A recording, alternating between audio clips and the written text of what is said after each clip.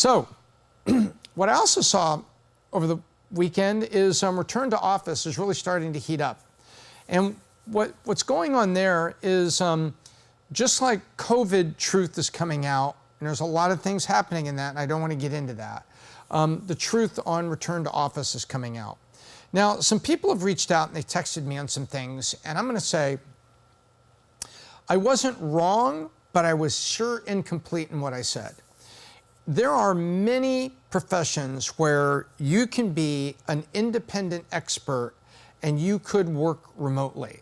I never said that no one can work remotely and there aren't jobs that may be hard to find, like actuaries in life insurance. Great actuaries are hard to find, but they sit with stacks of numbers and do assessments on basically the product design of life insurance policies and annuities and things like that.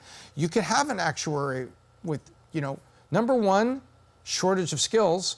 Number two, sort of an independent think tank an independent contributor, so something like that would work. What I was talking about, what I said didn't work, is where you try to get teams of people together, you lose teamwork, you lose collaboration, you lose your ability to be seen by people for them to understand that, hey, you've got great interpersonal skills, you could lead a team, maybe you should be promoted to team lead or even manager. Well, things are starting to come out where people are talking about that, but they're also now talking about the ways where workers, and I hope it's not the valuetainment audience, but we had something that happened to us at some of our companies that we know about, where workers took advantage of it. Like there's a company that discovered engineers actually were getting paid 2 jobs, and they were working at like half speed for 2 organizations. Don't tell me that the productivity was up. No, they were basically working 2 jobs until somebody figured it out. And then they tell them, either quit that other job and give us a fair day, or as a matter of fact, never mind, go work for the other job full time, you're fired. That was happening.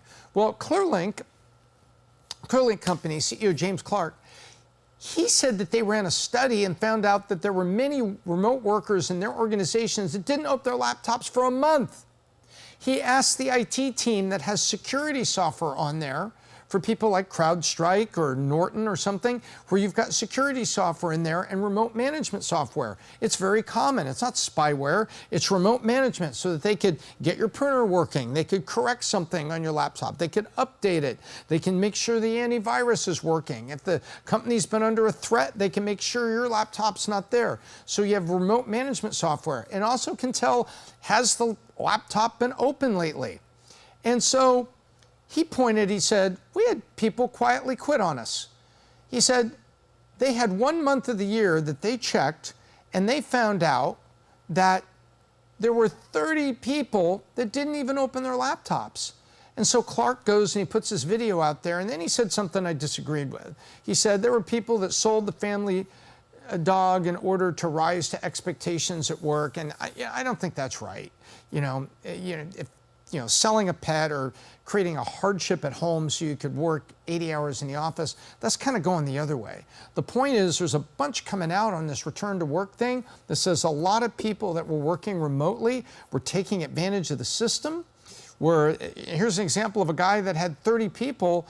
Some of them were in important engineering jobs, didn't open their laptop for a month. Well, if that was PBD's company or my company, you know what I'd be asking? I'd be saying, hey guys, wait a minute. Whoa. Who's managing these people? Was there a Zoom meeting? How the hell did they do Zoom? Are they doing Zoom on their phone, walk around the backyard? What was going on?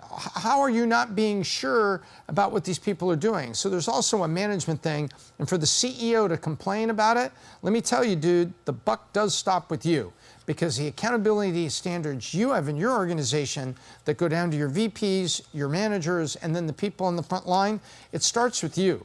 And if a month went by before there was somebody asking, what's going on here? We haven't seen our engineers for a while, and people not even opening it, those are quiet quitters. The truth is, left unsupervised, humans tend to slack off a little bit. We need to be driven. That's why even the highest paid, most gifted athletes in the world benefit from a coach like Bill Belichick or John Wooden, the great coaches that we've had, Phil Jackson, they benefit because without a coach, we all tend to maybe round off the edges a little bit. So I'm seeing a lot of return to office stuff where there are some very good and practical policies for people with precious skills that they are working remote, but not because they say, hey, you can't find a bunch of actuaries, so I get to work remote and I can do all these things. No, what they're saying is it's hard to find an actuary. We are here in Houston, and you're a great actuary in Denver, and rather than move you here, we can take advantage of your expertise, and we can do it this way. That's a positive decision. But this return to work stuff, so don't feel bad if you're being tough on your people. It's your company, and you need the best and the brightest to come together and to work hard.